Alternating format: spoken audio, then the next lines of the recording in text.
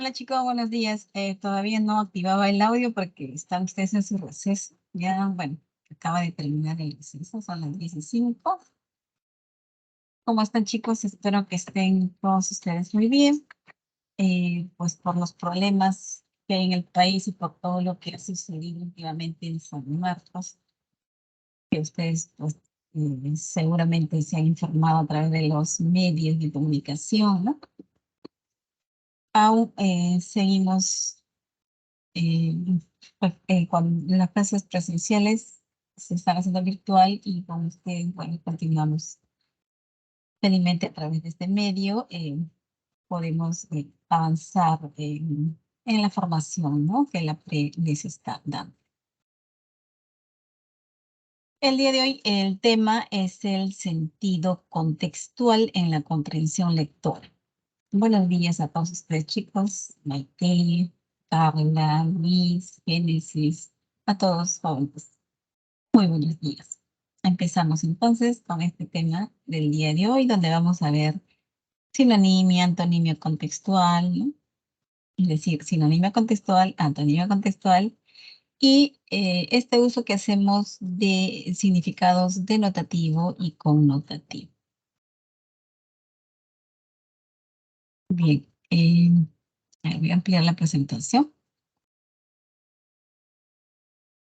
¿En qué consiste el sentido contextual?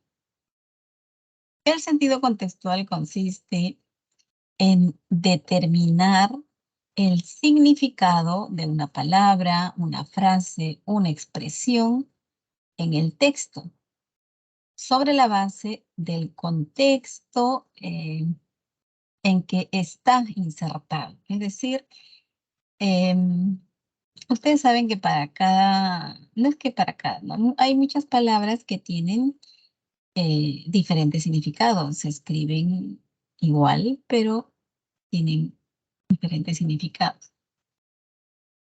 O también sucede que hay palabras, obviamente no sabemos todo el diccionario, ¿no? Además, diario muere una palabra, diario se crean otras nuevas, ¿no? Porque hay nuevas situaciones y para expresar de manera más precisa se crean palabras, tanto en el contexto formal, en el lenguaje formal, como también, por ejemplo, en el lenguaje coloquial, en las jergas, ¿no? Hay jergas que van muriendo, otras que van surgiendo, ¿no? Y en ese movimiento nosotros pues no lo conocemos todo, ¿no? Pero del contexto de una conversación, por ejemplo, si alguien, pues, tú le oyes una palabra nueva, del contexto de todo lo que dijo, uno puede pues ya sacar cuenta más o menos qué significa, ¿no? Igual aquí en nuestros textos aparecen una palabra o una expresión, una frase. Si no le conocemos el sentido del contexto, podemos deducir qué significa en ese contexto, porque también, como les digo, una palabra tiene a veces múltiples significados. Bien, y eso es lo que vamos a ver ahora, ¿no? En esto de determinar el significado de una palabra o de una expresión en el texto y en base al contexto, lo que nos digan, lo que dice antes y lo que dice después de esa palabra o de esa expresión. Entonces nos vamos a restringir básicamente al contexto enunciativo para obtener el significado preciso de la palabra en nuestro texto. Pues nosotros estamos en un taller de lectura. Entonces, hay a veces una palabra que desconocemos, pero del contexto podemos entender qué significa y no necesariamente pues, recurrimos al diccionario. Por ejemplo, la palabra planta, al ser polisémica, puede entenderse de varias formas.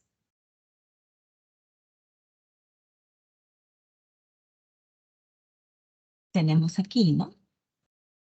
El primer significado de planta es la parte inferior del pie. También cuando decimos planta, nos podemos estar refiriendo a ese ser vivo, ¿no? Autótrofo y fotosintético, ¿no? Estamos definiendo a nuestras plantitas de las cuales más hablamos, ¿no? Y este ser vivo autótrofo y fotosintético, pues, que poseen células, ¿no? Y pues está compuesta principalmente de celulosa y carece de capacidad locomotora.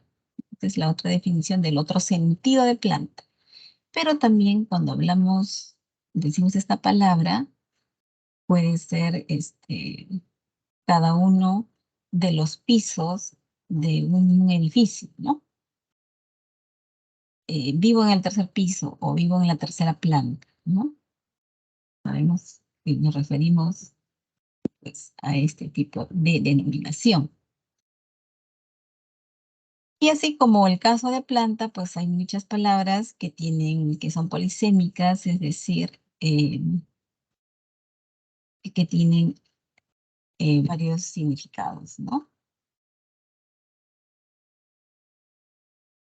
Eh, Luego de esto, a ver, vamos a pasar.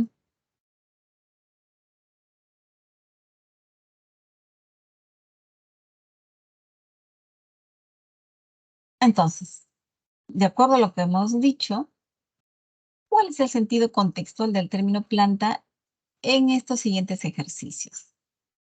El primero, para ello bueno, recuerden que la primera propuesta, uno, se refiere a la definición, ¿no? De planta como la parte inferior del pie.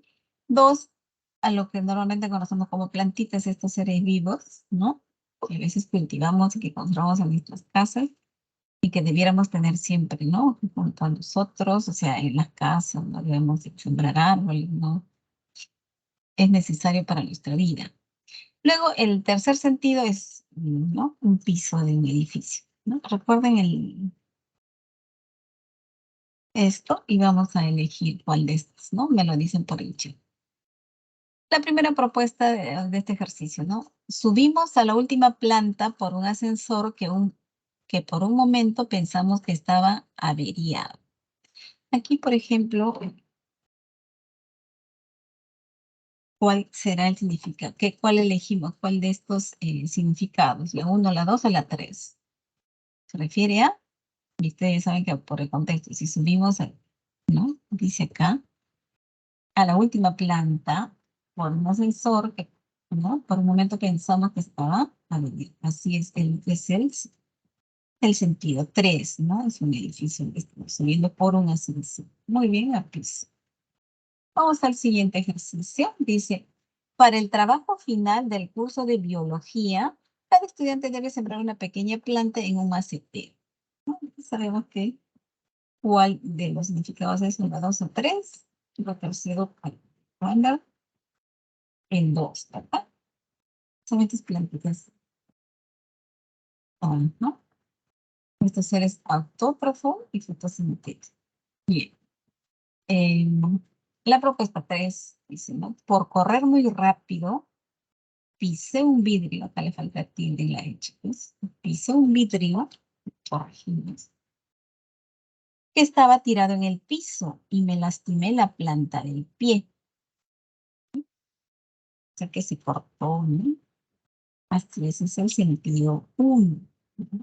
Aquí a la parte, vamos a proceder en la parte inferior. Muy bien. Muy bien, chicos. Entonces, esto es lo que queremos que entiendan, que del contexto podemos saber qué significa, ¿no? Del contexto. Si hablamos de un edificio, pues un piso. Si estamos hablando, pues, vamos a cultivar, ¿no? Que se refiere a estas plantitas fotosintéticas, estos elementos fotosintéticos y el otros. Y así. Bien. Ahora vamos a nuestra siguiente diapositiva.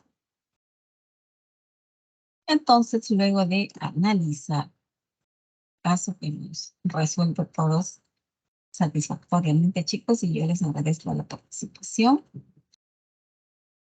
Entonces resulta evidente que el término planta adquiere distintos significados. Planta adquiere el significado, en nuestro ejercicio 1, planta adquiere el significado de piso, de un edificio. En el caso, nos referimos al último piso, ¿no?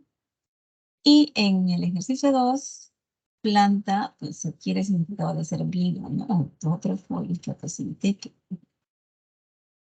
Y en nuestro tercer ejercicio, que ustedes habían respondido resulta muy bien, planta adquiere el significado de parte inferior del pie.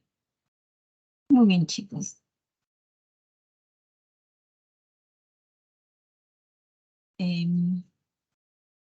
Luego, del sentido contextual, vamos a ver aquí lo que es sinonimia contextual. Ya ustedes más o menos intuyen por el título que dice aquí, hablamos de los sinónimos, ¿no?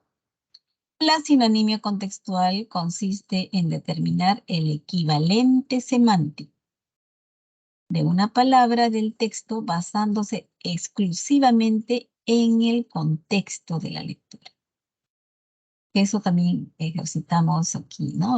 Ustedes ven que en la lectura siempre nos van a pedir un equivalente semántico, nos piden el sinónimo o a veces la antonimia, ¿no? Los antónimos. Y siempre en la lectura, sobre la palabra que te van a preguntar, ya lo sabes porque la palabra está resaltada en negrita, ¿no? Entonces ya sabes que debes prestar atención en la lectura de esa palabra porque en esa palabra o esa frase, pues va a haber una pregunta sobre ella, ¿no? En el texto. Entonces, en el caso de sinonimia, buscamos determinar el equivalente semántico, ¿no? Es decir, su sinónimo, pero basándonos en el texto y sacamos el significado del contexto. Por ejemplo, si se le pregunta a cualquier persona dónde llegará la humanidad dentro de 40 años, la respuesta más probable será Marte. El ideólogo más importante del proyecto de poner un pie en el planeta rojo es el ingeniero aeronáutico Robert Zubrin, que con la publicación en 1997 de su libro The Case of Mars, galvanizó todos los sueños y esperanzas de una miríada de románticos. Repito, he leído mal. The Case for Mars galvanizó todos los sueños y esperanzas de una miríada de románticos. Acá nos preguntan por, y ya saben, en este caso no está en negrita, está en rojo, porque el texto lo tenemos un poco más resaltado por lo rojo acá. El sinónimo contextual de galvanizar por el contexto. Supongamos que no sabemos lo que es galvanizar o galvanizado, ¿no? ¿Cuál será por el contexto? Y voy a reducir la presentación para ver en el chat qué me dicen, chicos.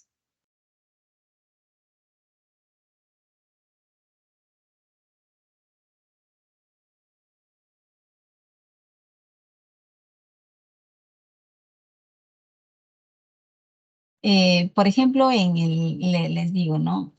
A veces nos piden, cuando estamos haciendo nuestras conexiones de agua, cómprese, no sé, pues, el codo galvanizado. ¿Y qué propiedad tiene el codo galvanizado? El tubo puede ser plástico, digamos. Es un ejemplo, ¿no? Que el galvanizado está recubierto, ¿no? Recubren el acero o el hierro, ¿no? Pero le ponen una capita, ¿no? Hay una capa que lo hace diferente a lo demás, ¿no? Por ejemplo, eh, lo recubren de zinc, ¿no? ¿Y para qué hacen eso?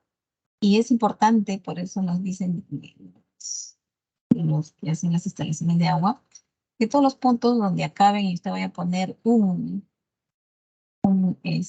caño o una toma para la ducha debe ser galvanizado, porque de no ser así, si es de plástico, a veces al estar ajustando una nueva ducha, un nuevo caño, pues se rompe lo de plástico.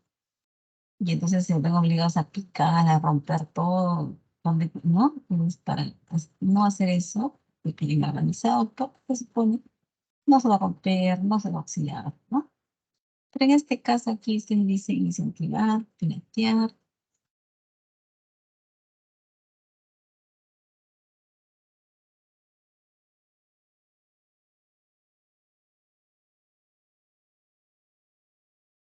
proteger.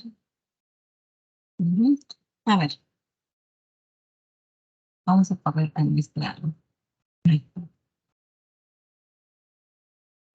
Positiva, acá dice Maite, la esperanza. Dice, si se le pregunta a cualquier persona dónde llegará la humanidad, ¿qué pasará de acá dentro de 40 años? Lo más probable es que nos digan, bueno, ya llegaremos al mar. Y el ideólogo más importante del proyecto de ir allá, de poner un pie en el planeta rojo, es el ingeniero Robert Zubin, que publicó un libro, ¿no? The Case of Mars, donde galvanizó todos los sueños. O sea, es un sueño hasta ahorita, digamos así, ¿no? Llegar a Marte. Entonces, ¿qué propuesta ha dicho pues, en este libro? Que galvanizó todos los sueños, ¿no? Y esperanza de una miríada de románticos. A ver, motivar, dicen ustedes acá. Ok, estoy pasando a otro tema. Incentivar. Mm, claro. A ver, sí, alguien por acá, Andrea dijo incentivar. Ajá. Dar esperanza. Así es, ¿no?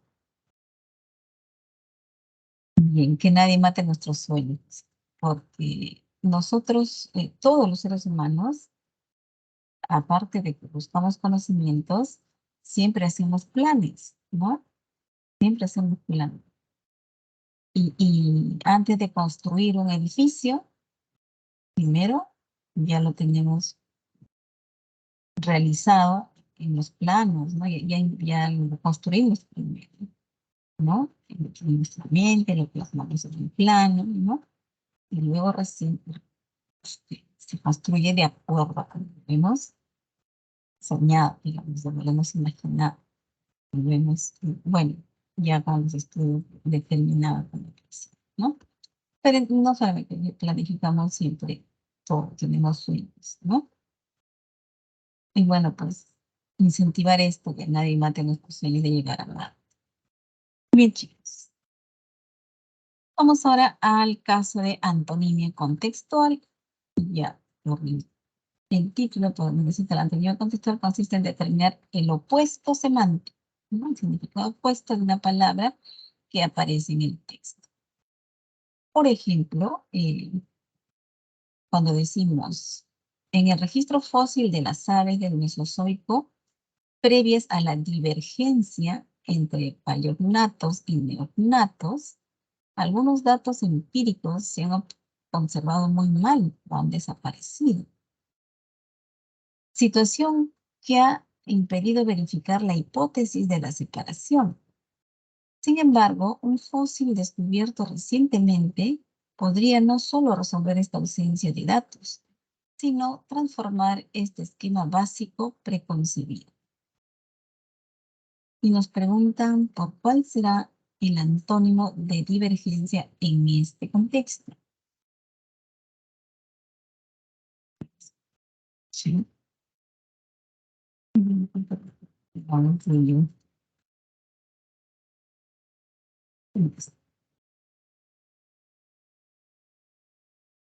La divergencia que daba entre los paleognatos y neognatos. Estudios fósiles, pero no han llevado un buen registro. Entonces, los estudios que han venido haciendo desde antes, pues todo se conserva, ¿no? Así como un histórico de estudios para, ¿no? Avanzar en ello. Y parece que no han preparado bien los datos y se han conservado muy mal o han desaparecido, se han perdido.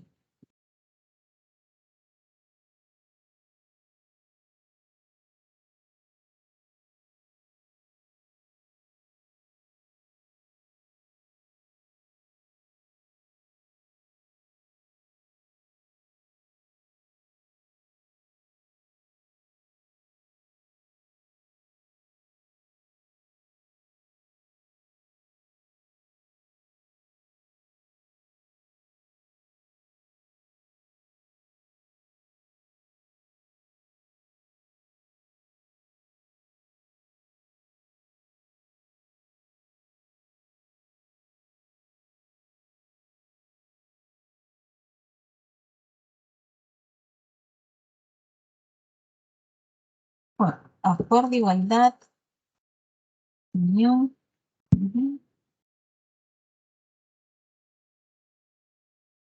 Eh, nos piden por el antónimo. El antónimo, recuerden, chicos. Estamos en antónimo contextual.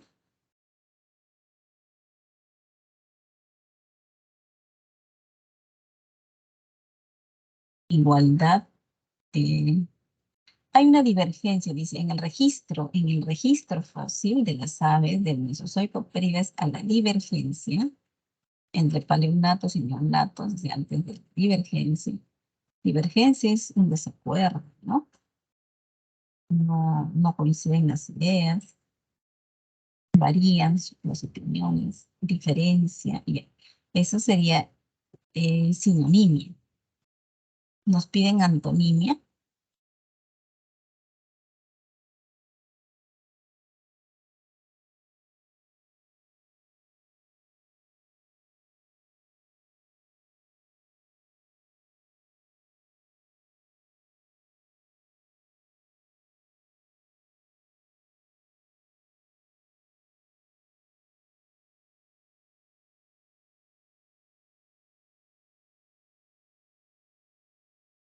Divergimos.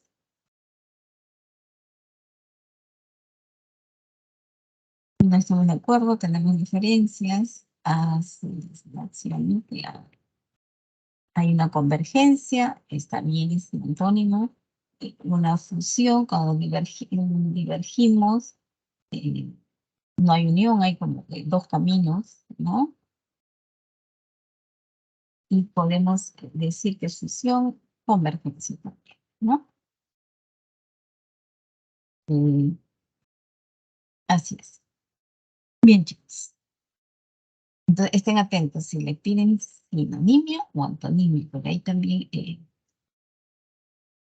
a veces por resolver rápido o los nervios del examen de memoria, respondemos lo contrario.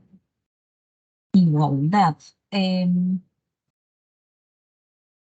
Pero como acá se trata, podría ser igualdad, pero necesitaríamos una palabra más o algo así, ¿no? Porque acá la diferencia, hay una convergencia, es decir, opiniones diferentes, es como que dos pensamientos, ¿no? No había coincidencia en las propuestas, en el estudio que hicieron, ¿no? Previas entre paleonatos y neonatos. Son especialistas que estudian a las aves, ¿no? Entre los paleonatos se dice que estudian a las aves que no pueden volar, porque parece que tienen un peso. Pesa mucho su paladar, que no les permite, así como podrás ver ese paladar, que no les permite volar. Hay aves que no pueden volar. Bien, chicos, vamos ahora a lo que decimos, los significados que conocemos como, y pedimos, ¿no? Lo denotativo y connotativo. ¿Qué denota, qué connota la palabra? Siempre les van a preguntar, siempre. Esa es una pregunta de cajón, ¿no? ¿Qué denota la palabra? ¿Qué connota? Y de eso viene también de las preguntas, de las palabras que están en negrita, ¿no? En el texto. Significado denotativo. Las palabras se usan en sentido denotativo cuando se refieren a elementos de la realidad, físicos o abstractos. Cuando describimos, por ejemplo, tal cual vemos las cosas. ¿Qué es una mesa? Ah, es un tablero con cuatro patas, ¿no?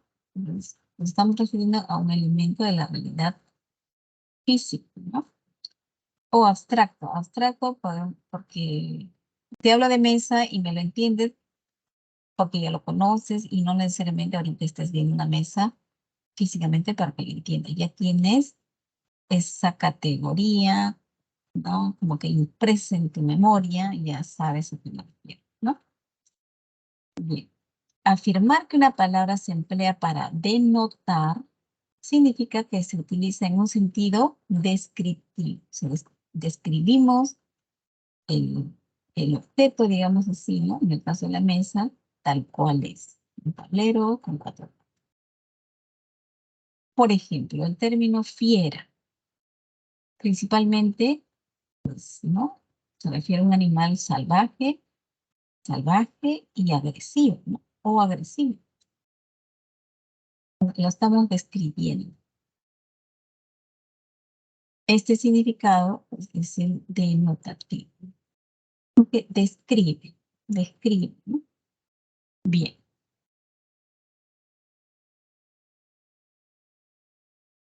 ¿Y cuándo es, o cómo es, o qué es, ¿no?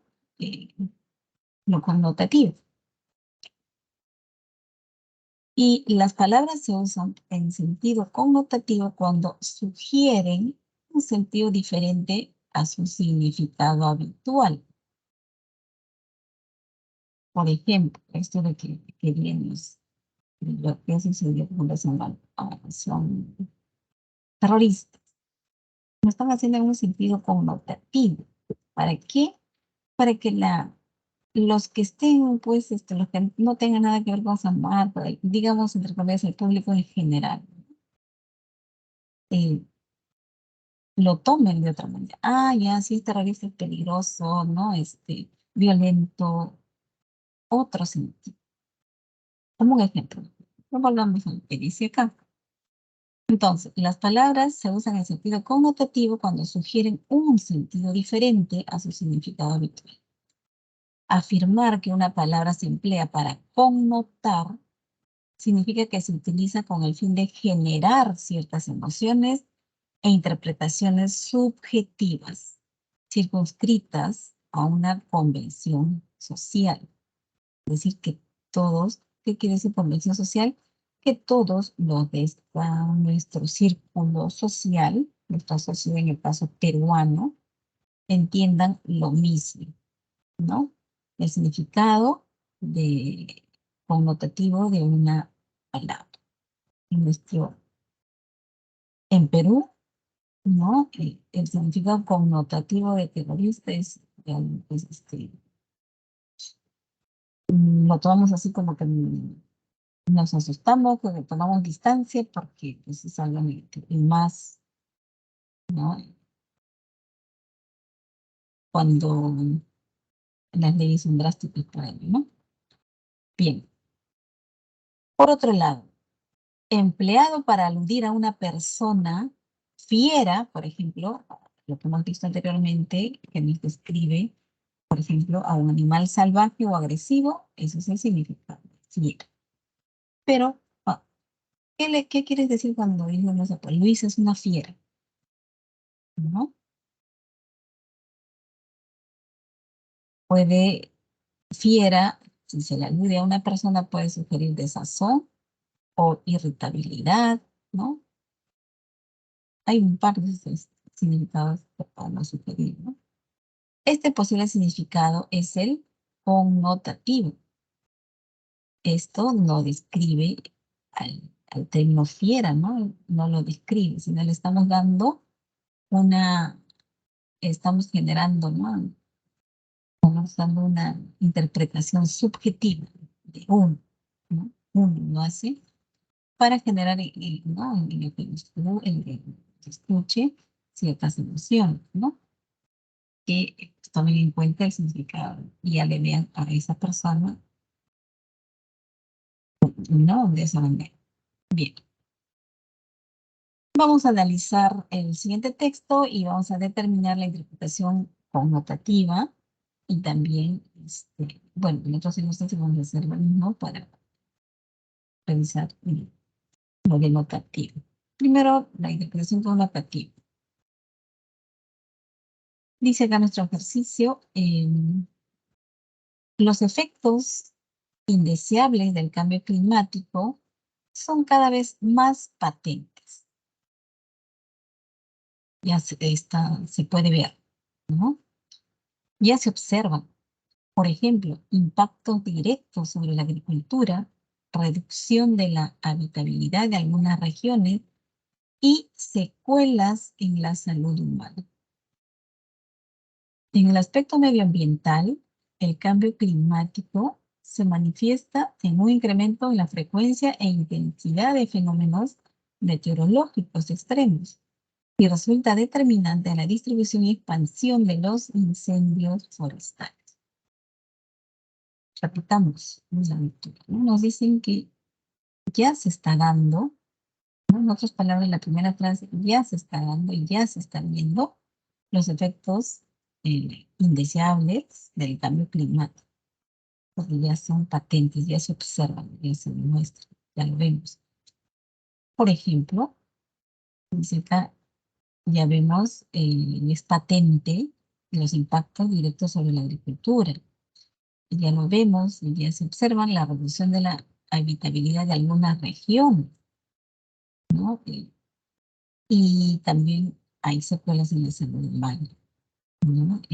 Por ejemplo, el cáncer de piel, qué sé yo, porque ya el sol que mamá ya no nos protege la capa, ¿no? El ozono que nos protegía antes ya está cada vez más delgada, ¿no? Entonces, pues, incluso hemos creado ciertas cremas y ya pedimos que tengan UV, qué sé yo, ¿no? Pero tampoco nos asegura mucho, ¿no? Y que estos UV hay cremas que pues, nos venden con, tienen también, hay de 30, de 60 y así, ¿no? Con mayor protección, pues sí, hay secuelas. Y lo vemos, ¿no? Y en el aspecto medioambiental, el cambio climático también se manifiesta, es patente, un incremento en la frecuencia e intensidad de fenómenos meteorológicos, que son extremos. Eh, Me imagino que, por ejemplo, cuando cae nieve, cae demasiada nieve, o no sé, cualquier cosa que la naturaleza, ¿no? Digamos, las lluvias, ¿no? Excesivas o sequías, ¿no? Largas, que provocan incluso incendios, ¿no? Porque el calor pues, es tanto y que se queman las hierbas secas, ¿no? Hay incendios forestales, y resulta determinante en la distribución, dice, y expansión de los incendios forestales. Vamos a la pregunta, chicos. En el texto, el término patente alude a evidencia, inestabilidad o resistencia.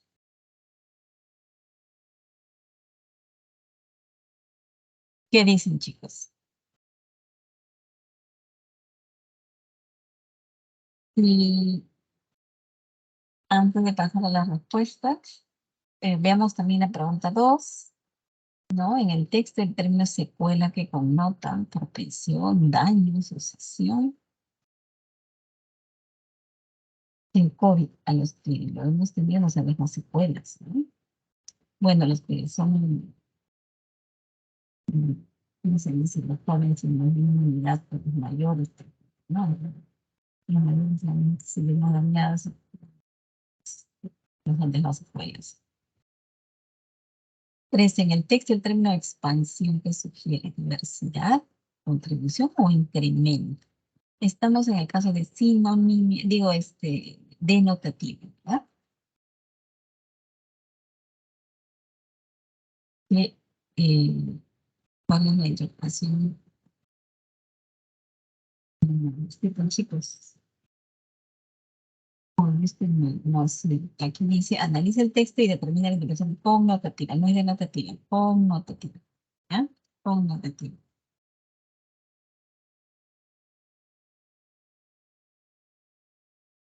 Ya saben que lo denotativo describe, ¿no? Digamos, el caso, el objeto, ¿no? Pero que lo connotativo es diferente, ¿no? Hemos dicho que en lo connotativo eh, se utiliza con el fin de generar ciertas emociones e interpretaciones subjetivas. Si tú es claro, una convención social, ¿no?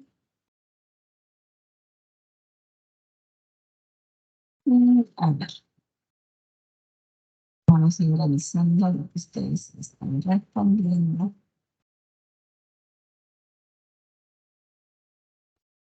Si no me equivoco, dijeron la B. Vamos a ver.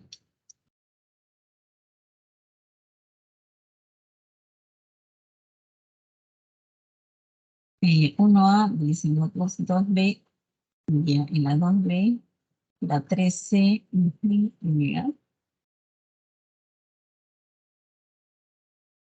A ver, acá tengo las respuestas al 2B, chicos, y lo vemos, ¿no?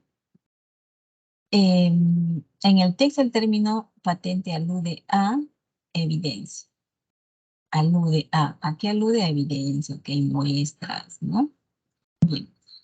Y en el caso de la palabra secuela, connota, pues el daño que está, ¿no? Que ya se muestra que estamos padeciendo, ¿no? Debido al cambio climático. Y también, bueno, en la pregunta 3 nos dicen que, ¿qué sugiere expansión? El incendio, ¿no? Digamos, se expande, ¿no? Sí, hay un incremento que se da muy seguido, ¿no? En los casos de incendios forestales. Muy bien, chicos. Vamos ahora a expansión.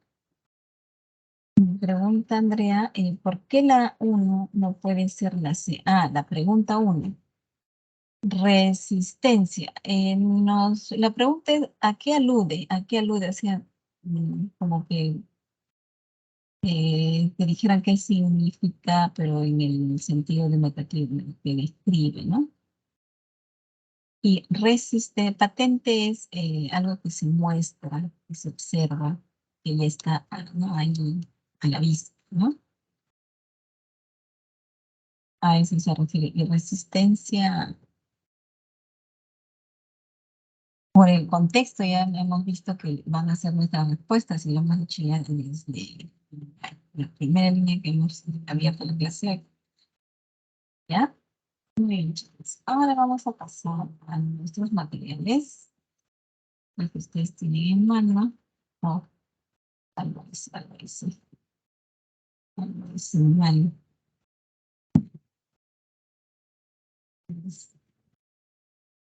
Esto.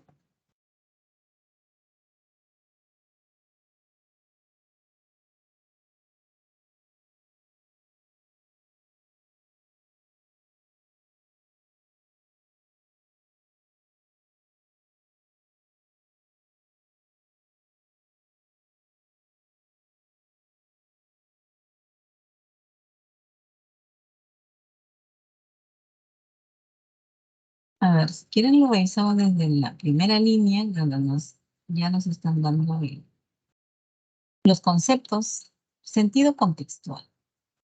Dice, los ejercicios de sentido contextual, en nuestro caso, ¿no? Tanto lo que enseñan a pre y lo que les viene en el examen de admisión, ¿no?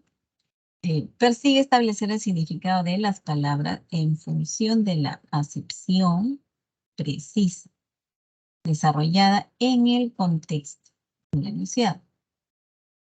Dice, por ejemplo, ¿no? En la frase, en esta oración, frase, degustó un rico manjar. El sinónimo preciso de rico es delicioso, pero si yo digo, ese producto es rico en proteínas, pero ya ese rico no es delicioso, ¿no? Ese producto es rico en proteínas. El sinónimo preciso de rico es que tiene mucha proteína, ¿no? Abundante en proteína. La semántica contemporánea recomienda buscar el sentido de las palabras en el contexto del enunciado, ¿no? En lo que se dice antes y después de ese enunciado, de esa palabra, ¿no?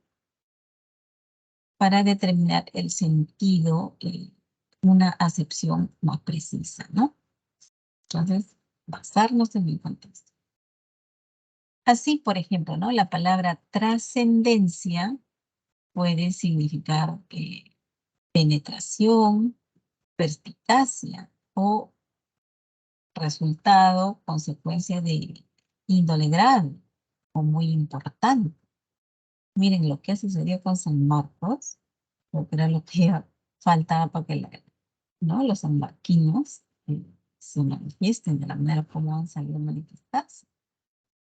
y ha trascendido porque la difusión a nivel mundial ha sido tal que es la Universidad Americana de América, como es la más antigua de América, ¿no? Entonces, y no, no trascendió solamente porque sea San Marcos, sino porque, por la forma como han procedido la policía al maltrato, a la humillación, ¿no? Con estudiantes tratados como delincuentes, ¿no?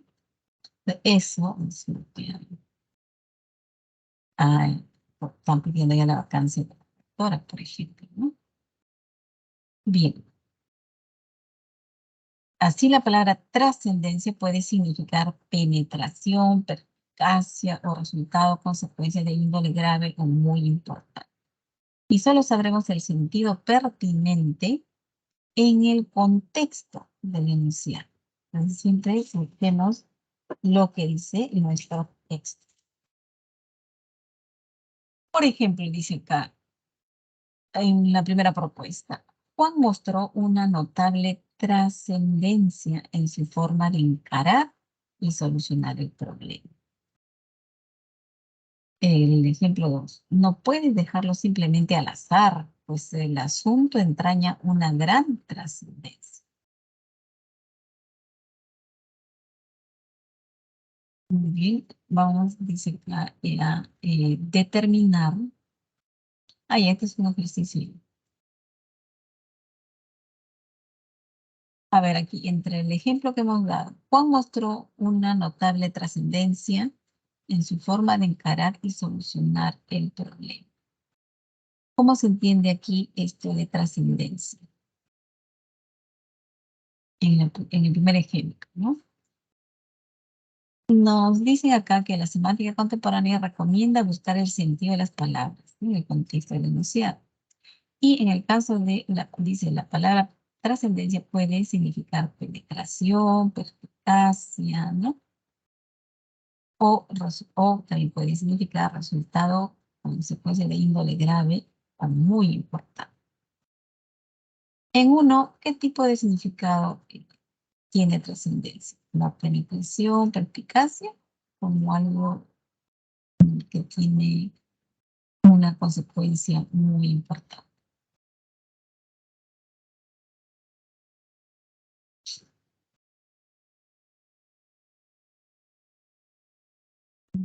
No sé si...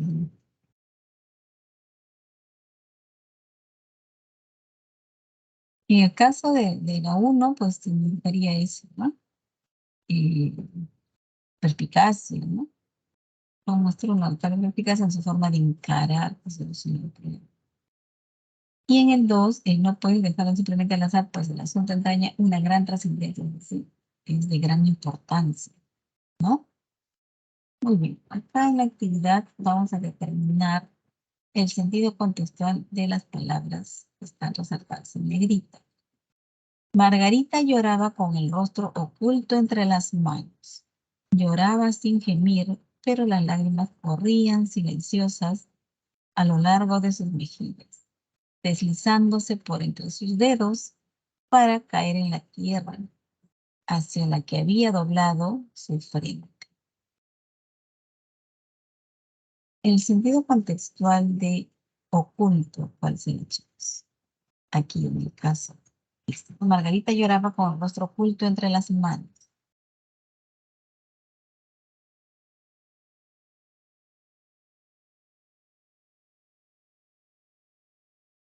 Oculto sería aquí escondido, ¿verdad? No veíamos su rostro. Ajá, escondido. Muy bien, Yanela, gracias. No veíamos su rostro. Sí,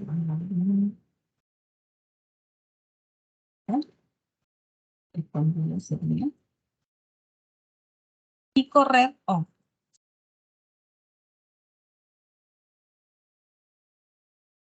no veíamos su rostro, pero sabíamos que estaba llorando.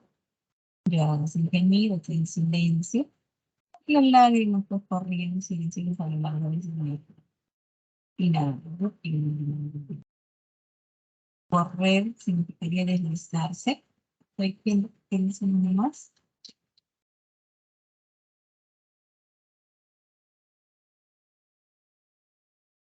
En todo caso, lo dejamos pendiente lo del correr y dice, deslizándose por entre sus dedos para caer en la actividad. ¿Deslizarse qué significa? Caer, recorrían, ya. Otro. Ella podía esconder su rostro, pero no podía eh, contener, digamos, lágrimas que, ¿no?, se escurrían entre sus manos, ¿no? En los dedos.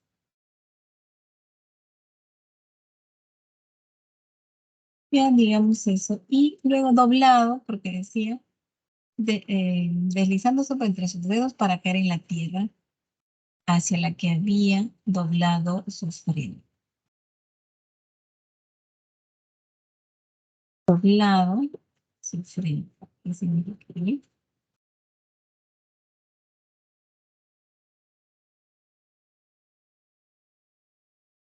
Si tú inclinas, doblas la frente, sí, seguramente ella mira, no miraba a su papá, pero estaba inclinada, como con la cabeza, como si,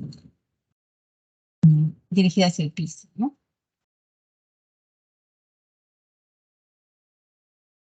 Mm, ya, vamos a ir. Correr, aquí corren las lágrimas, fluyen, ¿no?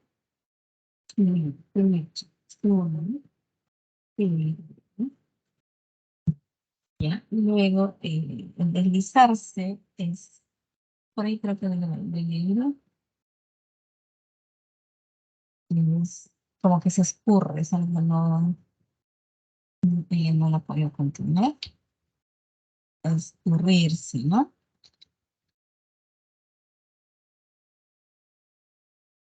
Luego doblado, en este sentido acá es inclinado.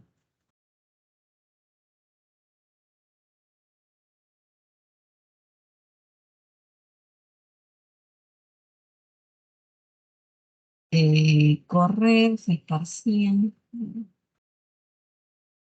esparcían. Más el sentido de definir algo que corre, ¿no? Cae. Bien, hasta aquí, ¿estamos bien? ¿Sí, verdad?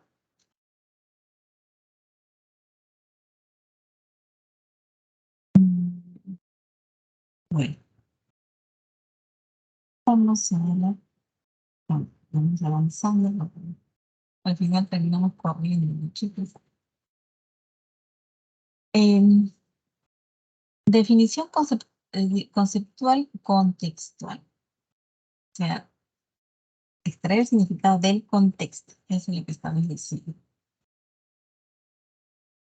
Una palabra, una frase o un enunciado en los textos no se encuentra en el vacío, sino que está influenciado por las expresiones anteriores, ¿no?, a esa palabra, ¿no?, o por las expresiones posteriores en que aparece esa palabra. Que acá en la pre representamos en negrito, ¿no? Por ejemplo, el lenguaje transmite noticias. Las ristras de palabras que denominamos frases no son meros acicates de la memoria para que podamos recordar quién es el mejor amigo del hombre y luego agreguemos el resto de la información, sino que están ahí para decirnos quién hizo qué a quién. De modo que el lenguaje nos proporciona más información de la que Woody Allen obtuvo de Guerra y Paz, obra que leyó en 2 horas después de haber recibido clases de lectura veloz. Lo único que iba a calibrar fue que trataba sobre unos rusos. O sea, no entendí toda la obra, ¿no? Se lo leyó en 2 horas. Bien, entonces ya sabemos que nos van a preguntar por ristras y calibrar. Según el contexto, el término ristra se define como una serie de expresiones que caracterizan al lengua castellana de una sucesión de vocablos que se aparecen uno después del otro C, conjunto de palabras propias del léxico de la lengua española. D, un conglomerado de lexemas propios de la lengua del mundo. E, una unidad sintáctica organizada jerárquicamente en una oración. Y para darles una idea, por ejemplo, no sé si ustedes han visto en algún momento en alguna película, eh, amarran de las colitas, por ejemplo, a las cabecitas de ajo, ¿no? Y ya pues, lo amarran y lo cuelgan con no es un adorno, a veces lo ponen en las películas de terror, por ejemplo, ¿no?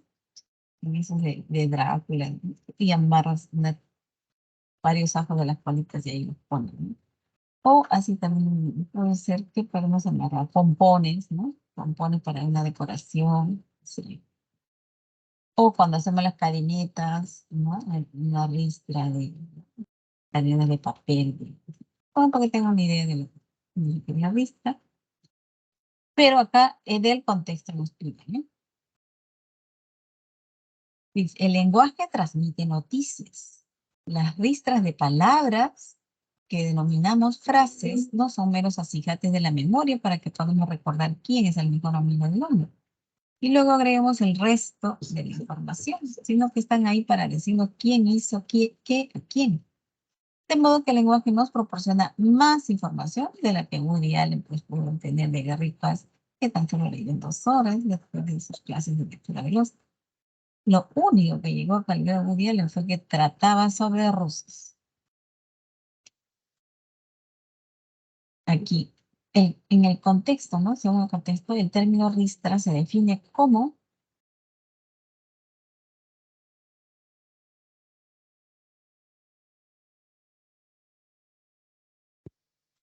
las frases se forman con una cadena de palabras, no están sueltas, están cadenadas, digamos así. No tendría sentido, ¿no?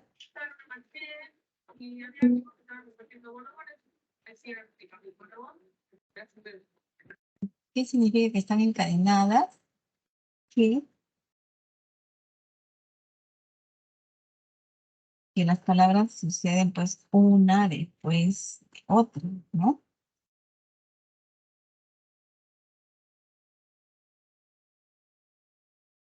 Gabriel diría que es la E, una unidad sintáctica organizada jerárquicamente en una oración. No es la respuesta correcta para aquí en esta pregunta. En el contexto de una ristra se define como las ristras de palabras que denominan las frases no son meros rescates de la memoria, podemos recordar quién es el mejor amigo del hombre, y luego agregamos el resto de la información, sino que están ahí para decirnos quién hizo qué y a quién. De modo que el lenguaje nos proporciona más información de la que un día le puedo tener en una lectura de 2 horas. Un libro tan voluminoso como la otra, ¿no? El único que pude entender al final era que trataba sobre los... No, ni quiere entender. Muy bien. La B propone Cecilia una asociación de vocablos que se aparecen uno después del otro. Efectivamente, así es. Ristra significa eso en nuestro contexto. Una asociación de vocablos que se aparecen uno después del otro. Podemos hablar de una ristra de soldados, ¿no? Que pasan uno detrás del otro, por ejemplo. Como les decía, en el caso de que amarraban las cabecitas de ajo, a veces amarraban también los maíces, ¿no? Eh, lo- no los maicitos en unidad, sino en choclo seco entero, ¿no? Y como decoración es una ristra, ¿no? De maíz. Bien. Pregunta 2. En función al contexto, el verbo calibrar se utiliza como en el uso que puede mundial en ayuda en 2 horas el libro de Gary Paz. Se puede haber recibido su clase de lectura. lo único que yo calibrar, porque trataba sobre unos rusos. Y luego calibrar se conceptualiza como A, comprender totalmente las obras literarias leídas. No, ¿verdad? B, reconocer cuán importante es una obra literaria. Tampoco sería ese el sentido de calibrar.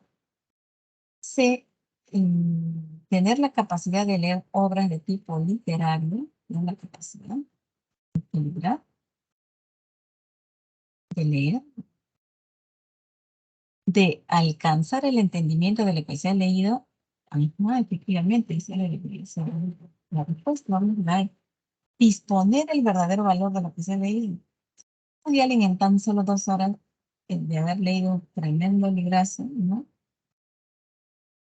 No podría haber entendido toda la... Por eso él solo entendió que se trataba de unos rusos. No tenía mucha información, ¿no? No entendió la... Sí es la de, pues, es la de, ¿no? En nueva calidad significa entender lo que se vive en nuestro contexto, ¿no? Bien, chicos, vamos ahora. Aquí está tratando de la definición que también hemos dicho, sinonímica contextual. Dice que dentro del discurso la sinonimia designa, ¿no?, la relación entre dos palabras o expresiones que tienen el mismo sentido, ¿no? Entonces hablamos de sinónimo. Sus significados son parecidos, ¿no? Los sinónimos. Dos o más formas lingüísticas son sinónimas si se sustituyen, si pueden reemplazarse, ¿no?, en un contexto una por la otra, que no le cambie el sentido, ¿no? Muy bien. Por ejemplo, dice acá el texto. Una vez que alguien ha desarrollado un problema severo con el alcohol, las perspectivas de recuperación no son muy halagüeñas. Muchos investigadores han intentado identificar el alcoholismo tan pronto como es posible, con la esperanza de intervenir con más éxito. La mayoría de las investigaciones sigue este diseño. Primero, se delimita un grupo de hijos de padres alcohólicos. Generalmente los investigadores estudian hijos que están al final de la adolescencia o son veinteañeros y que todavía no son bebedores problemáticos. Debido a la fuerte tendencia familiar del alcoholismo, esperan que muchos de estos jóvenes se vuelvan alcohólicos en el futuro. Estudian hijos de padres alcohólicos en lugar de madres alcohólicas para resaltar la probabilidad de ver influencias genéticas en lugar de prenatales. Muy bien. Entonces nos dicen que una vez que alguien ha desarrollado un problema severo con el alcohol, pues al parecer que se recuperen no nos da muchas esperanzas, ¿no? La recuperación no son muy halagüeñas. Muchos investigadores han buscado, pues, identificar el alcoholismo lo más pronto posible para poder revertir, ¿no?, esa situación. Y también nos dice que la mayoría de las investigaciones eh, siguen este camino, ¿no?, este método. Primero, se delimita un grupo de hijos de padres alcohólicos, ¿no? Se busca hijos de padres alcohólicos, eh, generalmente a hijos que están en la etapa de adolescencia, son veinteañeros, y que todavía pues no tienen estos problemas, ¿no? No son bebedores problemáticos. ¿Por qué? Porque debido a la fuerte tendencia familiar del alcoholismo, esperan que muchos de estos jóvenes que aún están en este problema, pues por la misma tendencia familiar del alcoholismo, eh, creen, ¿no?, piensan que van a tener problemas de este tipo en el futuro. Por eso es que estudian hijos de padres alcohólicos en lugar de estudiar a los hijos de madres alcohólicas. ¿Por qué? Porque lo que quieren ver, ¿no?, dice, resaltar es la probabilidad de ver influencias genéticas. A ver si de repente este problema puede ser de origen genético, ¿no? tal vez más que cultural, ¿no? Podrían pensar, o en lugar de que sean también problemas prenatales. Prenatales, es decir, antes que nazcan los hijos, como la mamá es alcohólica, no puede ser también repercutir en los hijos, ¿no? Pero estudian a los hijos de padres alcohólicos en lugar de madres. Bien, nos van a preguntar entonces, ¿cuál es el sentido contextual de severo? Es un problema severo con el alcohol. Sentido contextual. Estricto, principal, vasto. Vasto es amplio, inusual o grave. Ujú. Si podemos ver un proceso rápido y empezar un proceso antes de empezar. Pues sí, un problema grave con el alcohol, ¿no? Que no tiene ni siquiera esperanza de que se pueda revertir, ¿no? Por eso tratan de identificar lo más temprano posible este problema, como por ejemplo en los jóvenes. Es un problema preocupante, un problema grave. Muy bien, a eso se refiere. Gracias. Bien, Parla. Bueno, todos piensan, bueno, nos dice Andrea, ¿por qué no puede ser la C? ¿Qué dice la C? Basta. Ah, ya, pero como vuelvo a repetir, vuelvo a repetir ustedes, hay que ceñirnos en el contexto. Estamos hablando de un problema del alcoholismo. Basto se referiría que de repente hay muchos alcohólicos, ¿no? Mucho problema, pueden ser numerosos problemas, ¿no? Ahí podría ser eso, pero ¿a qué se refiere cuando nos dicen una vez que alguien ha desarrollado un problema grave, no hablan de uno, una vez que alguien, es decir, una persona, haya desarrollado un problema severo con el alcohol, las recuperaciones, las perspectivas de recuperación no son muy halagüeñas, ¿no? Entonces, hace referencia a algo grave, ¿no? Algo que es mm, preocupante, ¿no? Porque es difícil revertir la situación. Es lo que nos está diciendo el texto, ¿sí? Muy bien. Pregunta 2. El sinónimo contextual de halagüeña es, o sea, como dice, las perspectivas de recuperación no son muy halagüeñas si alguien ya tiene un problema grave, severo. ¿Qué quiere decir eso? Eso no es el sinónimo contextual. Sinónimo contextual es reemplazar a esa palabra y que no cambie el sentido, ¿no? De nuestro texto. Lisonjero, coyuntural, saludable, promisorio, adorador.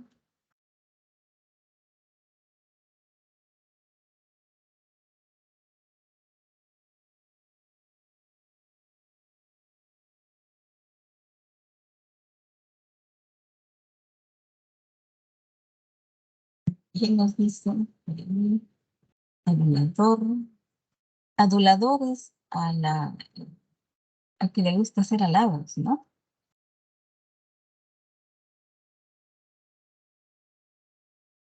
Como lisonjero, es el sinónimo de lisonjero, que alaba de forma exagerada. ¿No? Muchas veces lisonjero es más que nada, sobre todo, te halaga porque quiere conseguir algo, ¿no? A veces nos ponemos así cuando queremos conseguir algo de nuestra mamá, por ejemplo, ¿no? Mm,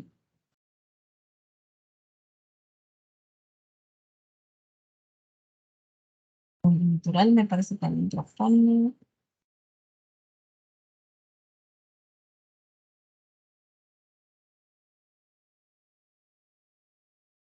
Es como que me corresponde a una ocasión, ¿no?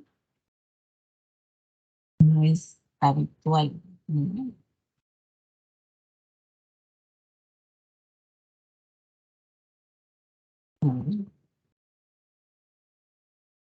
Del contexto, chicos, es es la D, chicos. ¿Por qué? Dice acá, que si alguien ha desarrollado un problema severo con el alcohol, las perspectivas, ¿no?, de recuperación no son muy halagüeñas. Es decir, no hay mucha esperanza de que pues, pueda revertirse, de que ya deje de ser alcohólico. Es complicado, es difícil. Entonces, y lo que te dice, lo que te diga, por ejemplo, un médico, bueno, no va a ser tan simple. No te da esperanzas,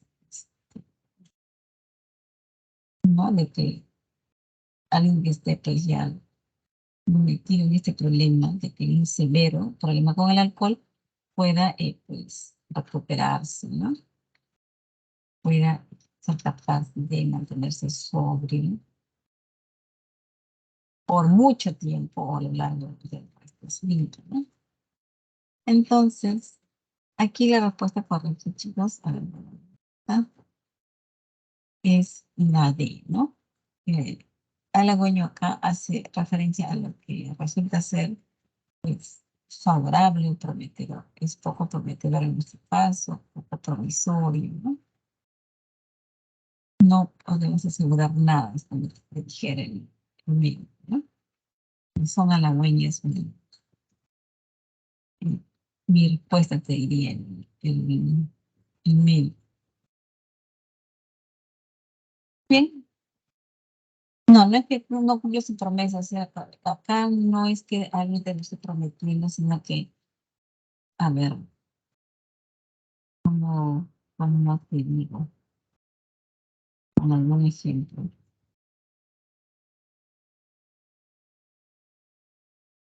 Em, si bien es cierto el significado de promisorio es pues, que involucra, ¿no? Que incluye una promesa, em, por ejemplo, mm, dime, vamos a estar en esta coyuntura como para también, en una situación coyuntural que vivimos ahorita, porque esto es coyuntural, no, esto no siempre es. ¿Cómo está nuestra coyuntura? Nuestra política está súper es preocupante, ¿no? Es más, ya está como diría acá, en un caso grave, ¿no? O sea, ni nosotros mismos sabemos cómo se va a salir de esto, porque al parecer las protestas no van a parar pronto, por lo menos no. Al parecer, más gente se va a ir adhiriendo, como el caso de los sanmarquinos, ¿no? Que pintaron a la casa, San Marcos. Claro, están enojados con la doctora porque ella lo ha permitido, porque ella lo ha pedido. Entonces, hay un enojo, ¿no? Entonces, el futuro de nuestra presidenta no se ve muy halagüeño, no hay, no es promisorio, es decir, em, podemos pensar que de hecho ella no va a terminar, ¿no? Porque es como ya pues ha tenido que corregirse, decir, una presidenta transitoria, pero al parecer si esto no para, va a tener que sí o sí renunciar, ¿no? Mm, Más tarde que temprano, pero lo va a hacer, ¿no? Al parecer, si es que esto sigue así. Entonces, no es muy halagüeño el futuro de Dina Boluarte, ¿no? A eso se refiere. No sé si me lo logran entender o pueden preguntar, chicos. Significa que ustedes lo entienden. Uno va, por ejemplo, a un centro a que, bueno, decimos de repente, mi padre o mi hermano tiene problemas con el alcohol y que le ayuden, o como cualquier otro vicio, ¿no? Pero de acuerdo a la gravedad, también te dicen, mira, no va a ser tan fácil, no va a ser tan fácil, no es prometedor que salga, ¿no? De este problema, ¿vale? Que es difícil, ¿no? Haremos todo lo posible, que dicen, ¿no? Pero es más ahora el término que utilizan es como el diagnóstico es de carácter reservado, por ejemplo, que dicen, ¿no? Algo parecido, ¿sí? Ya, gracias, Andreita.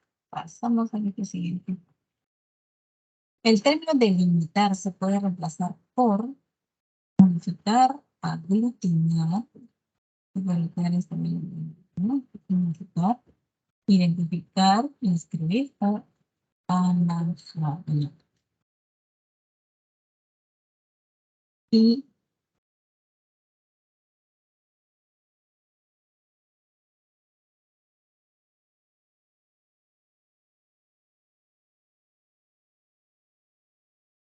recurrimos a nuestro diccionario por lo del esto no es social en nosotros, ¿ya? Pero bueno, lo han puesto acá, es,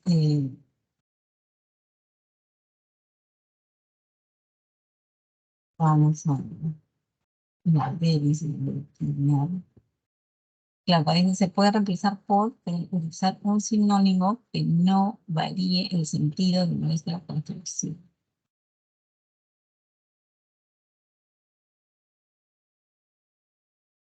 Amajanar dice, según el diccionario de la RAE, es señalar con majanos los límites de un campo. Y majanos son así como cuando usted se en la sierra, están plantados unos tronquitos ahí, ¿no?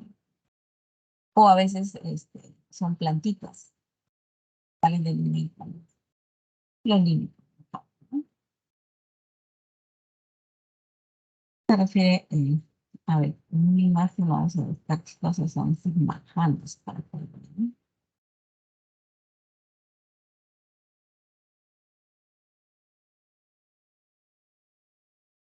En la sierra, por ejemplo, siembran la sal, delimitan sus chapitas con las águilas o también con tunas, ¿no?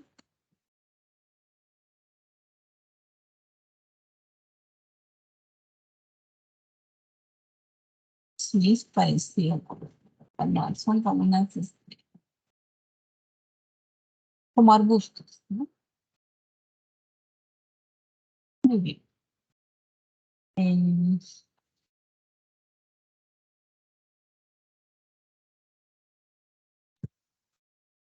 sin nada. Bueno, entre C, D y D. C, aquí delimitar y vamos al contexto para que no dice acá. La mayoría de las investigaciones sigue este diseño. Primero se delimita un grupo de hijos de causa alcohólica, es decir, se identifica, ¿no? ¿No? Generalmente, ¿cuál es la delimitación que hacen acá? Estudian a hijos que están al final de la adolescencia o son 20 años y que todavía no son bebedores problemáticos. Hay una delimitación, ¿no?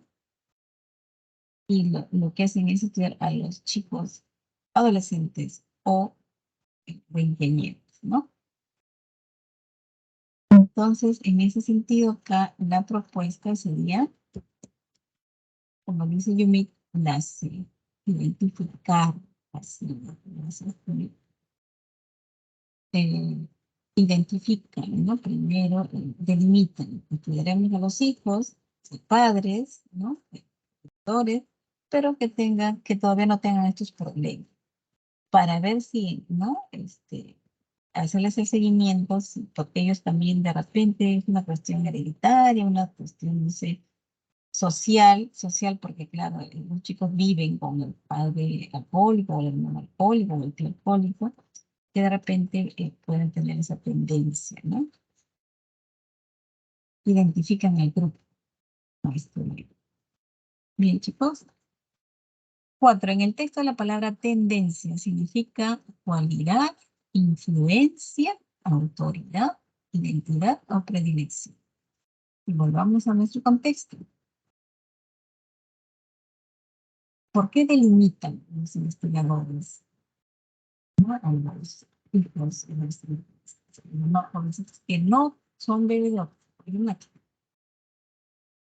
Debido, dice, a la fuerte tendencia familiar del alcoholismo, esperan, o sea, los investigadores esperan que muchos, o sea, creen, ¿no? En este caso, por ejemplo, puede decir con esta palabra de esperan, es como que se van a dar, de hecho, van a ser alcohólicos, ¿no? Esperan que muchos de estos jóvenes se vuelvan alcohólicos en el futuro, pero no es el sentido tampoco, ¿no? Sino que es como que tienen una hipótesis, ¿no? Tienen una hipótesis de hijos de bebedores, ¿no? Pues, ver un problema, tendrían esta tendencia familiar, ¿no? A sí, entonces, ¿qué significaría tendencia aquí? Así es la B. La B, chicos, bueno, vamos a ver la influencia que podría este, de ver su entorno, puede influir en ellos también, ¿no? En ser los lectores. Si en un momento el padre vio quiere beber con un hermano o un tío, puede hacer una clase de esto en eso, ¿no? Bien, el verbo resaltar adquiere el sentido contextual de, y repitamos, estudian hijos de padres alcohólicos en lugar de madres alcohólicas para resaltar la probabilidad de ver influencias genéticas en lugar de prenatales. Resaltar, ¿qué sería? ¿Qué sentido constituye? Aumentar, enriquecer, regular, desarrollar o asunto.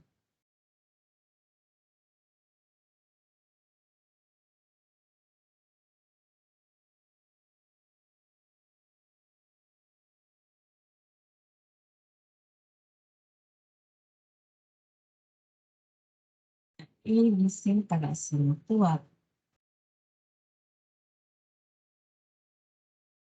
Una vez podemos enriquecer. Y claro, entonces sería chava, no que sería la aparmentar. Aquí en este caso de resaltar, pues es la A, chicos. Es la A porque resaltar se estaría refiriendo a que se podría notar en mayor medida la influencia genética para determinar, ¿no? Si también la otra posibilidad es que no se deba por la influencia o la tendencia, ¿no? De que los padres entreguen a los hijos, sino que lo que también quieren asegurarse, ¿no? Es ver si hay una influencia genética, por eso estudian a hijos de padres alcohólicos, no a hijos de madres alcohólicas. Y de repente se trata de este un problema genético, ¿no? Entonces sería este el sentido, ¿no?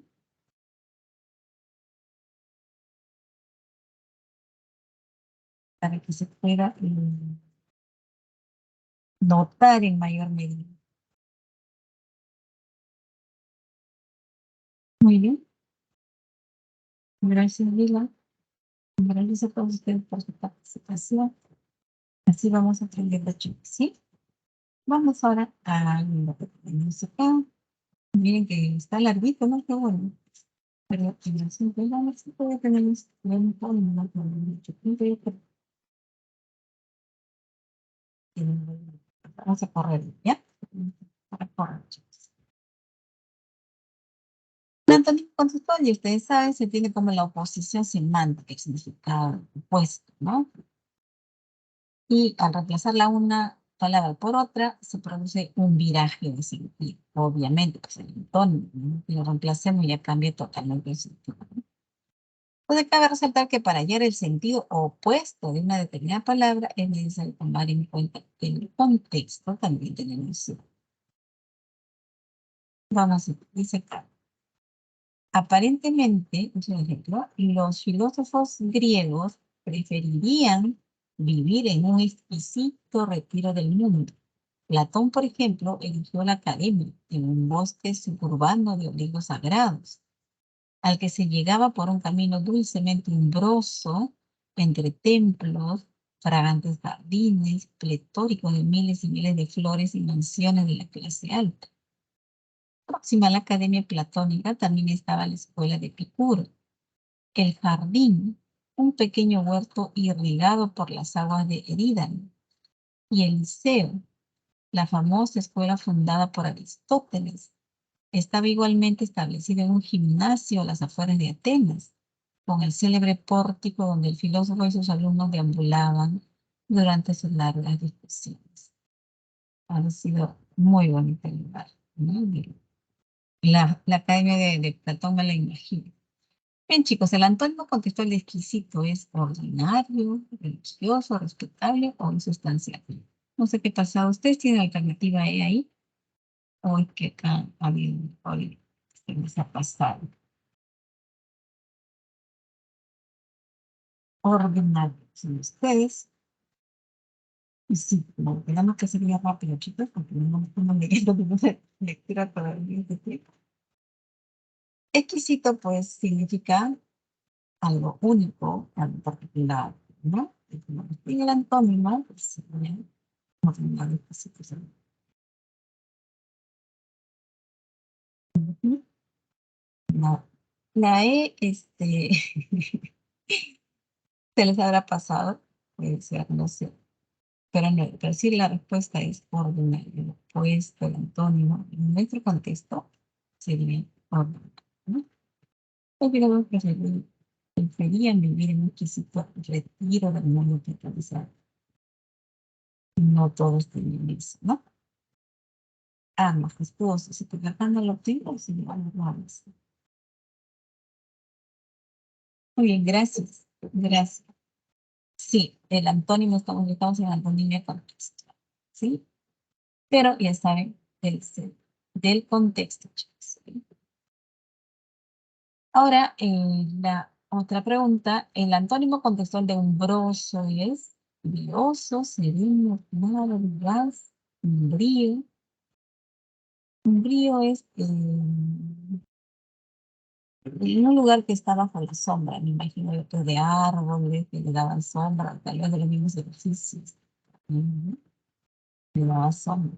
Acá dice, Platón erigió la academia en un bosque suburbano. Entonces, es un bosque que había sombra, en un lugar umbroso, en un bosque suburbano de olivos sagrados, al que se llegaba por un camino dulcemente umbroso entre templos. Era un camino, ¿no? Sí, sí, sabemos, ¿no? Caminamos por un lugar así, sí, y más, muchas flores. Entonces, buscamos el antónimo de umbroso.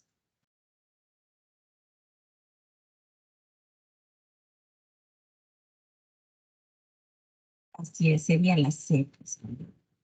Claro, lo contrario sería que el camino no se encuentre pues entre la sombra de los templos, es decir, el camino se encuentre pues, iluminado por la luz, inclusive por el sol, ¿no? Y no por el sol me refiero. Claro. Muy bien. 3. El antónimo contextual de fragante es, y acá dice que es el camino umbroso, fragantes, claro, fragantes jardines pletóricos de miles y miles de flores. Fragantes es antónimo contextual, repelente, intenso, horrible, inodoro, o sea, sin olor, oloroso.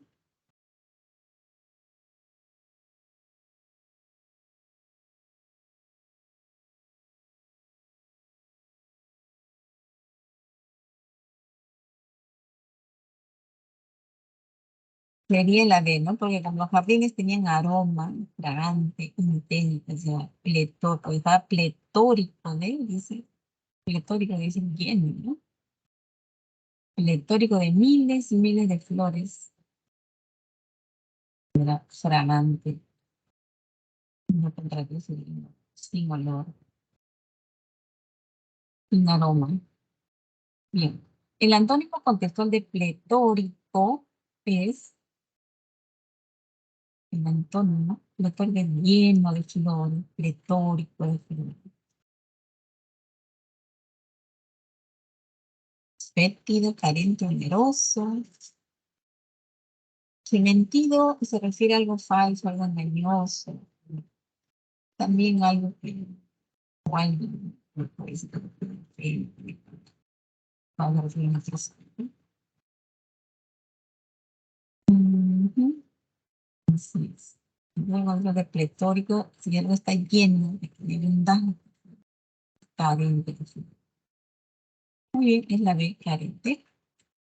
Estamos corriendo, chicos. El antónimo conductual de alta es insuficiente, insignificante, menesterosa, insuficiente.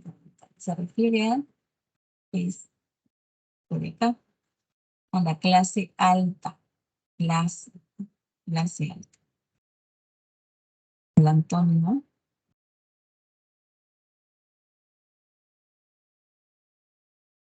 sería, un sinónimo sería un potentado, ¿no? La clase alta, un potentado.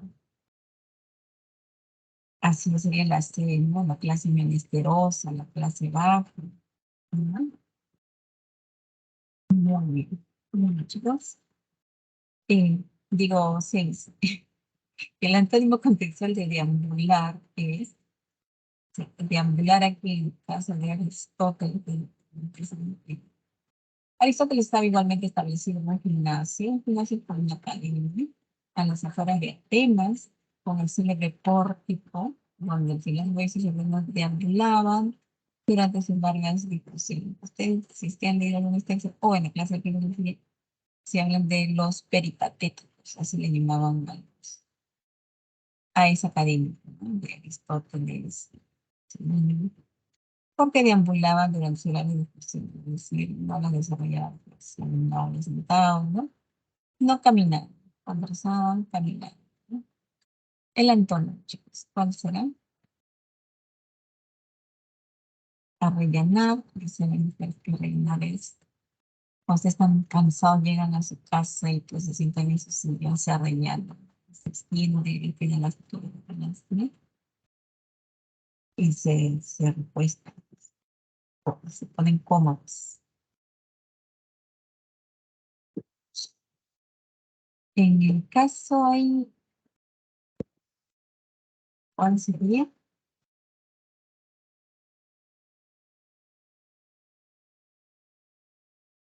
Darse y sentarse. Ujú. Sería la, porque ellos caminando, van de pie, ¿no? Es lo contrario de caminar, pues es sentarse, pero hay que ponerse, ¿no? ¿No? Muy bien. La 6 sería, lo que el antónimo sería la A.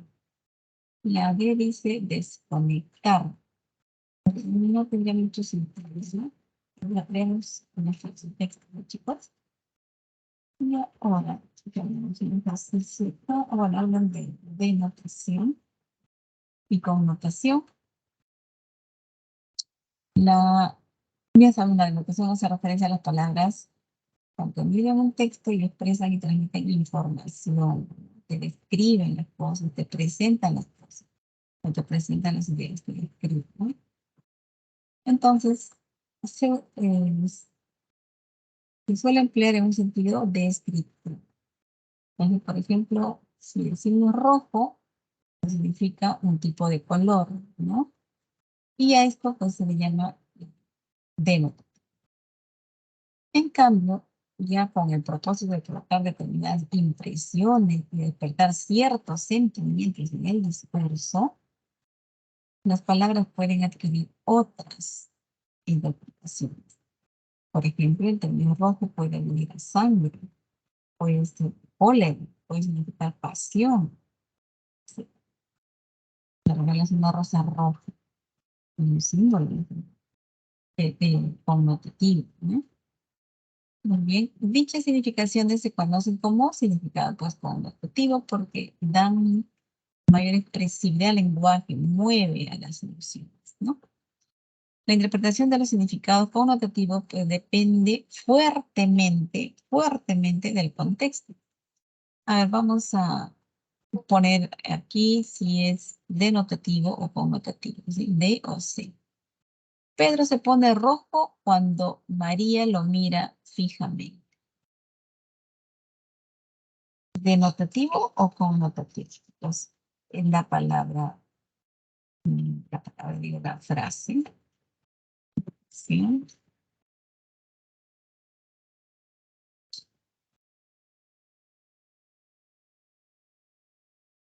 Connotativo. Bien. Ya es hora de ponerle pilas a mi desempeño. Echarle más ganas. ¿Es connotativo o denotativo? Es igual connotativo, ¿verdad? Echarle ganas, hay que poner esas pilas, ¿no? En vez de poner una pila, no sé, no automáticas así, pero necesitas algo que te impulse, ¿no? ¿Bien? Connotativo. La 3, maestro, prometo ser puntual y dedicado en clase. ¿Denotativo o connotativo? Está describiendo acá, ¿no? Sería denotativo. Muy bien. Todos aprendemos de nuestros errores. Ujú. Todos aprendemos de nuestros errores, también es denotativo, ¿no? Está describiendo. Luego dice acá, nadie podrá llenar el vacío que dejaste. Es connotativo, ¿no? Y luego, una alimentación saludable favorece el crecimiento del niño.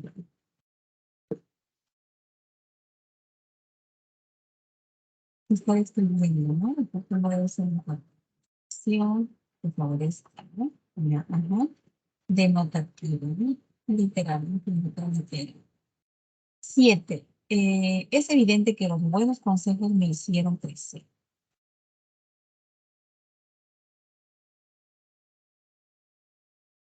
Es más emotivo, ¿no? Es la C, como muy bien. La 8. Algunas personas, bueno, yo ya no, no les tapé la respuesta, chicas.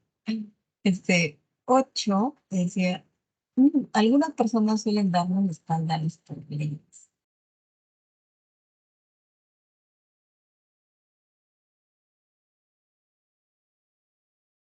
Está connotando, ¿no, chicos? Muy bien. Y la 9. No agachen la cabeza ante críticas de individuos corruptos.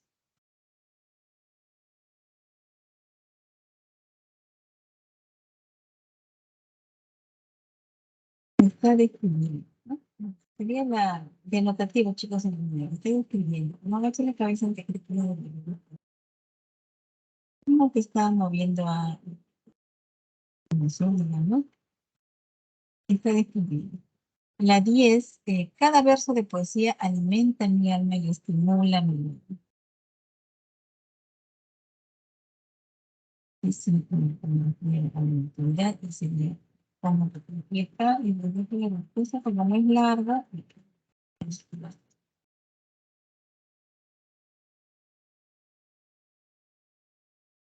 muy bien. Este chicos, vamos a cerrar porque quedar en una hora, ¿cuántas? Mm, Vamos a hacerla una, mucho tiempo, vamos a acabar.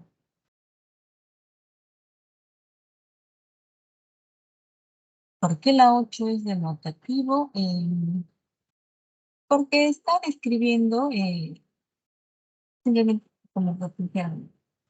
Si viene de alguien que es corrupto, pues no va a echar cabeza y no está eh, dando un énfasis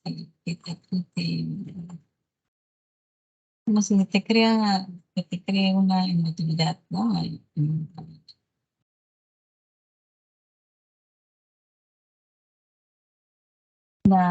La 8 es connotativo.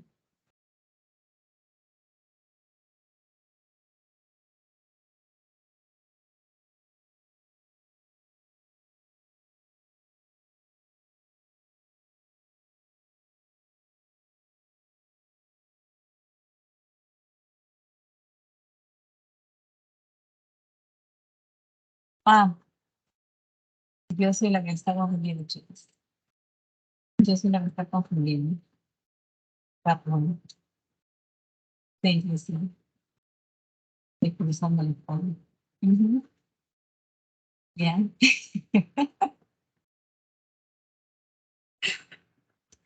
Bien. Sí, pues. Que no te ya vi tu pregunta. Sí, sí.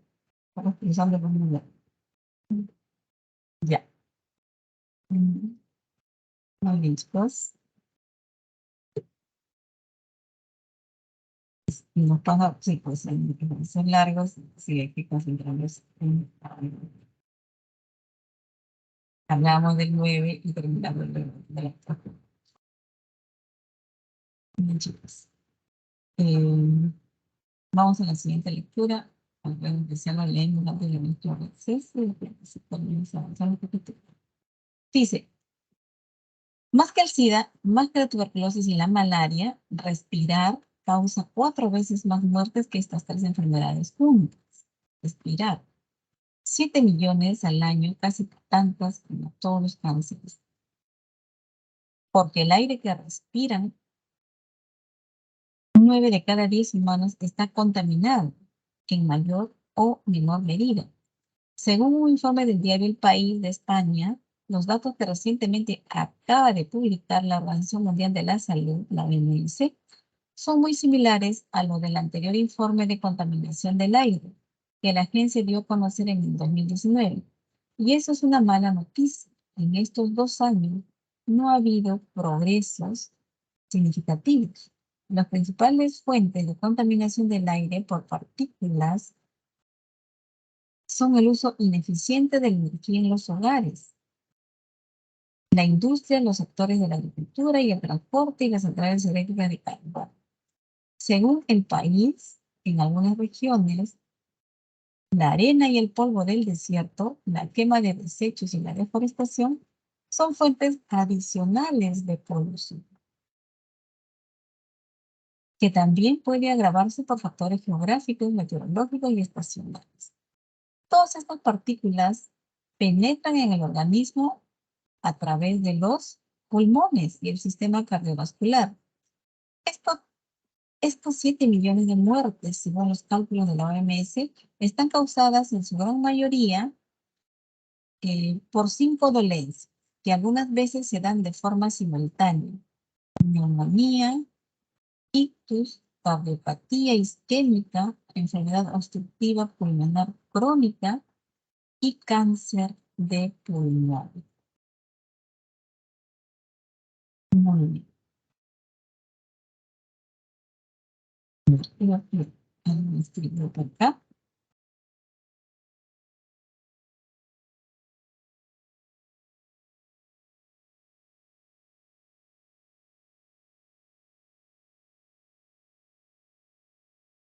A ver, Andrea, creo que nos sentamos nomás después de esto, ¿no?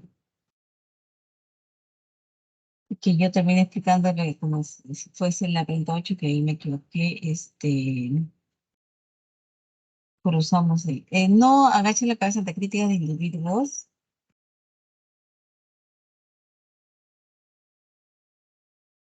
Decimos que es denotativo porque es una descripción literal, ¿no? Que está diciendo que si una persona que es corrupta te critica, pues no, no hay otro término inclusive que podamos, no lo podamos entender también, ¿no? Es una descripción literal.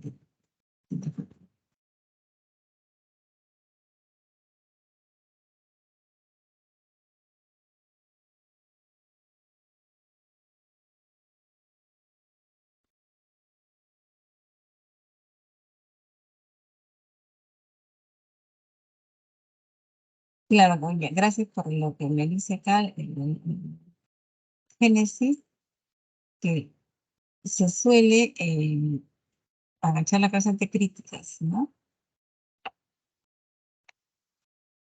La descripción literal de la acción.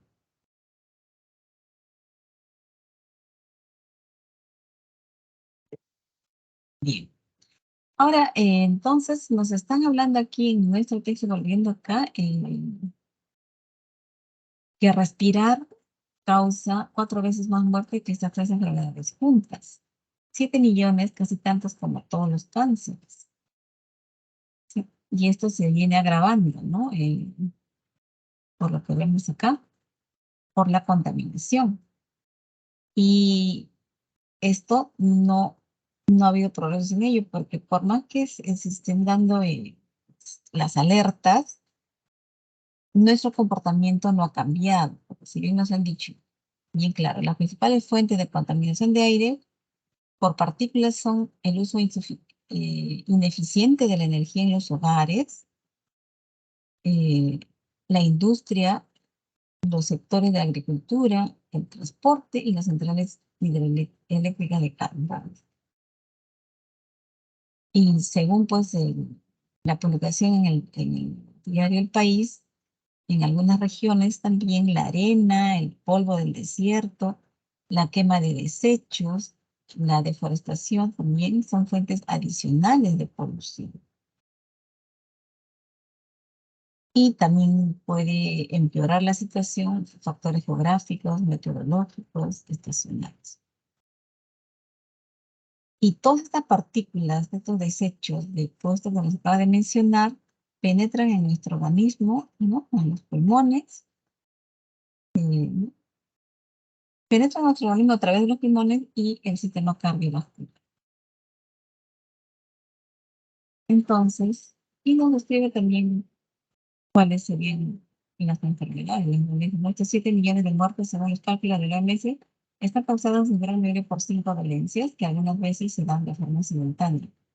Neumonía, ictus, palpitopatía, terapia isquémica, enfermedad obstructiva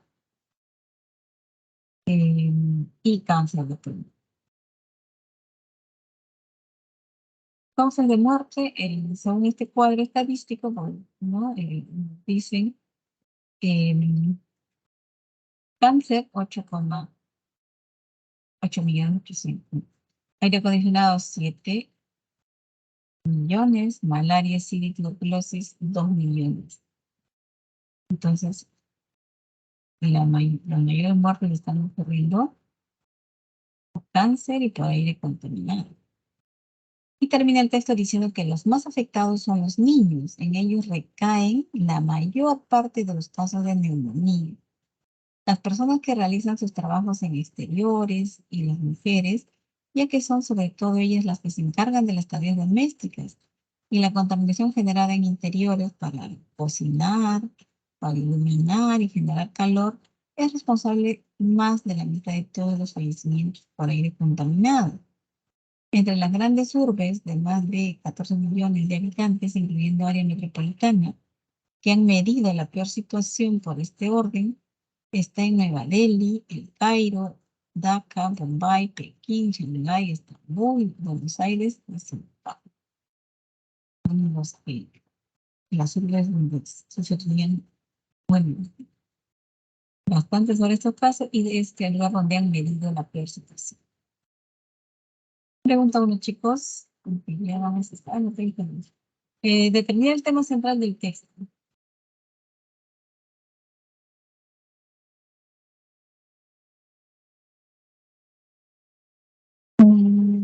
Los terribles efectos de emitir gases tóxicos y expulsar residuos industriales. ¿O será la comparación entre enfermedades de transmisión sexual y la polución?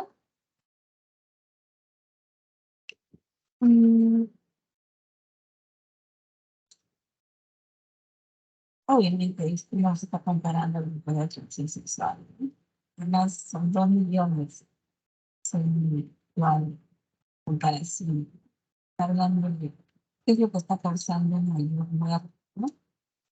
Sí, los factores que condicionan la contaminación del aire en zonas urbanas o de, como ya tenían ustedes, las muertes ocasionadas, así es, ¿no? Por la contaminación del aire a nivel mundial. Perfecto, ¿no? El texto está desarrollando el tema de la mortalidad generada por enfermedades relacionadas con la contaminación ambiental. Porque la E nos dice datos respecto a las enfermedades que cobran más víctimas en el mundo.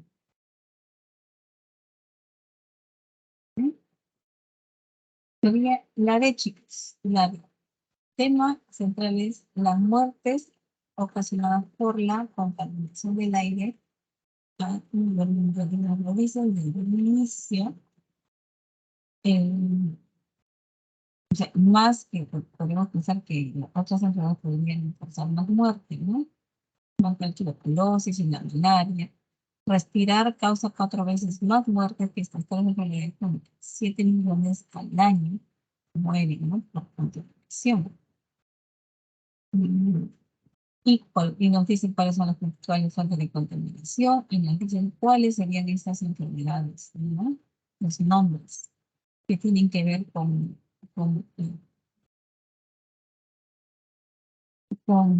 este problema, ¿no? De respirar. Neumonía, ictus, hepatitis isquémica, neurocirugía, pulmonar y cáncer pulmonar. Y si bien es cierto, en donde la situación, la peor situación se encuentra en estos lugares donde lo mencionaron, la medición es a nivel eh, mundial, ¿no? Pero donde han encontrado mayor, ¿no? Como se dice, grave la situación en estos lugares, como se ha mencionado, Nueva Delhi, Cairo, Dhaka, Mumbai, Pekín, Shanghái, Estambul, Buenos Aires y Sao Paulo.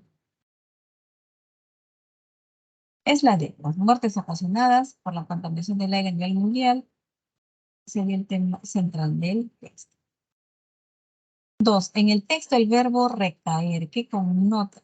Vamos a ver, está acá al final. El texto dice, los más afectados son los niños. En ellos recae la mayor parte de los casos de neumonía. Las personas que realizan sus trabajos en el exterior y las mujeres, que son sobre todo ellas las que se encargan de estar en esto. Pero en los niños recae la mayor parte de los casos de neumonía. ¿Qué connotará? Recuperación, pasividad, inmunidad, objetivo o emotivo.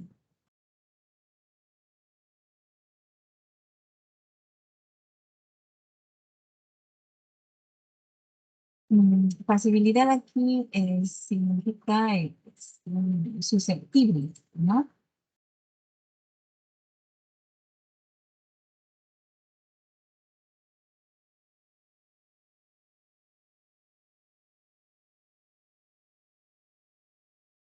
Y recaer lo utilizan para referirse a los niños, porque también habla de los casos de las mujeres, ¿no? Porque hacen las labores domésticas. Pero recae se refiere a los niños, ¿no? Porque dice exactamente así. Los más afectados son los niños. En ellos recae la mayor parte de los casos de neumonía.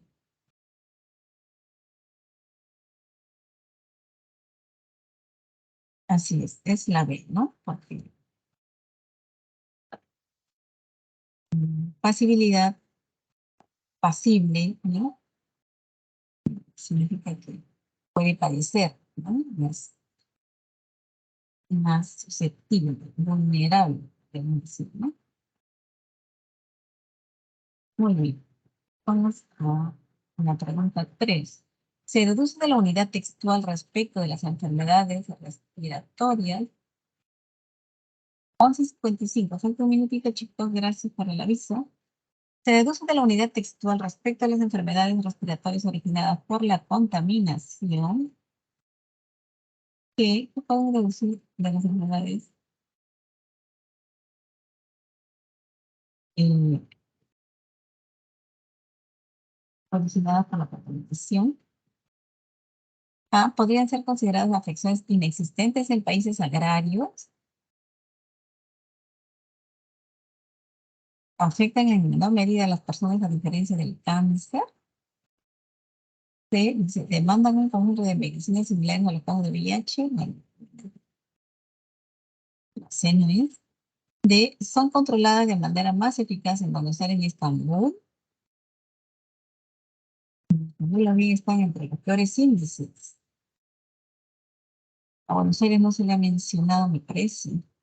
La E, su incidencia es más agresiva que el contagio del VIH en el mundo.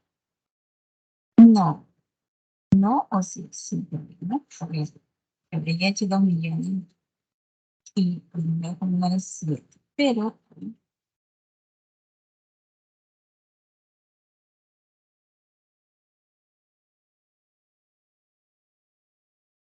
sí, la alternativa correcta sería la E, chicos. Estas enfermedades ¿no? De afección de respirar aire contaminado, pues, cobra, como podríamos decir, un porcentaje exponencialmente mayor de muertes que el SIDA, porque vemos ¿no? En el informe del estadístico, 2 millones para el VIH y estos son 7 millones, ¿no?